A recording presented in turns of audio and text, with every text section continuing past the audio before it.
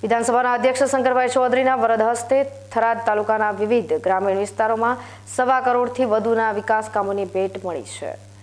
થરાદ તાલુકાના મોટી પાવડ અને વજેગઢ ખાતે યોજાયેલા સમારોહમાં અધ્યક્ષ શંકરભાઈ ચૌધરીના હસ્તે મોટી પાવડ અને વજેગઢ ખાતે નવીન પંચાયત ઘરનું લોકાર્પણ અને લુણાવા, ખોરડા, જેતડા, બુડનપુર, ભાચર, ડોડગામ, લેડાઉ, મહેદેવપુરા, જમણા, ચુડમેર, ભાચર સહિતના ગામો ખાતે નવીન આંગણવાડી, મધ્યાહન ભોજન યોજના, શેડ, સંરક્ષણ દિવાલ, પાણીની ટાંકી જેવા વિવિધ વિકાસ કામોનું ખાતમુહૂર્ત કરાયું હતું।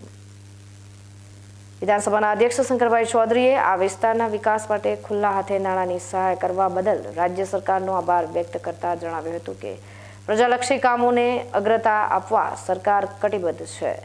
થરાદ તાલુકાને વિકાસની અગ્રહરોળમાં મૂકવાની નેમ વ્યક્ત કરતા અધ્યક્ષે પ્રજાજનોનો સાથ સહકાર કામ કરવા માટે નવી પ્રેરણા આપે છે। આજે 1.25 કરોડથી વધુના વિકાસ કાર્યોનું ખાતમુહૂર્ત અને લોકાર્પણ થયું છે।